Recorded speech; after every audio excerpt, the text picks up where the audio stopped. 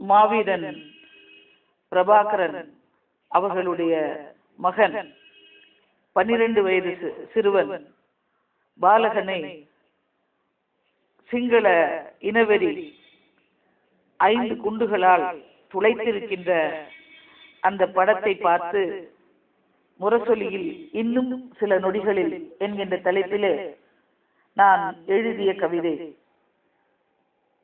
இன்னும் சில நொடிகளில் மரணம் உன்னை தின்னப் போவது தெரியாமல் நீ என்ன தின்று கொண்டிருக்கிறாய் கண்ணே. மரணம் உன்னை தின்னப் போவது தெரியாமல் நீ என்ன தின்று கொண்டிருக்கிறாய் கண்ணே. சிங்கள இனவெறி உன்னை துளைக்கப் போவது தெரியாமல் உன் சிந்தை துளைப்பது எதனை. சிங்கள இனவெறி உன்னை துளைக்கப் போவது தெரியாமல் உன் சிந்தை துளைப்பது எதனை. தாய்ப்பால் வாசம் மறையாத உன் வாயில் முத்தமிட மரணத்துக்கு எப்படித்தான் மனம் வந்ததோ. தாய்ப்பால் வாசம் மறையாத உன் வாயில் முத்தமிட மரணத்துக்கு எப்படித்தான் மனம் வந்ததோ. மானம் எனது தாலாட்டு, மரணம் எனது விளையாட்டு. எப்படி பொருந்தி போனது உனக்கு மட்டும் இந்த வரிகள். மானம் எனது தாலாட்டு, மரணம் எனது விளையாட்டு.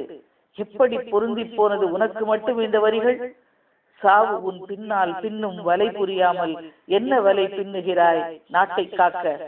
சாவு உன் பின்னால் பின்னும் வலை புரியாமல் என்ன வலை பின்னுகிறாய் நாட்டை காக்க. இன்னாரின் மகன் என்று சொன்னதாலேயே அன்று இயேசுவுக்கு ஆணிகள். இன்னாரின் மகன் என்று தெரிந்ததாலேயே தம்பி உனக்கு குண்டுகள். இன்னாரின் மகன் என்று சொன்னதாலேயே இயேசுவுக்கு ஆணிகள். இன்னாரின் மகன் என்று தெரிந்ததாலேயே தம்பி உனக்கு குண்டுகள். குழந்தை நீ மார்பிலே குண்டு தாங்கி தமிழ் விதையானாய். சிங்கள இனவெறி உலகிற்கே வெளிச்சம் போட்டு விருட்சமானாய். குழந்தை நீ மார்பிலே குண்டு தாங்கி தமிழ் விதையானாய். சிங்கள இனவெறி உலகிற்கே வெளிச்சம் போட்டு விருட்சமானாய். அடங்கியது உன் உயிர் துடிப்பு மட்டும்தான், தமிழனின் கொள்கை துடிப்பல்ல. அடங்கியது உன் உயிர் துடிப்பு மட்டும்தான், தமிழனின் கொள்கை துடிப்பல்ல.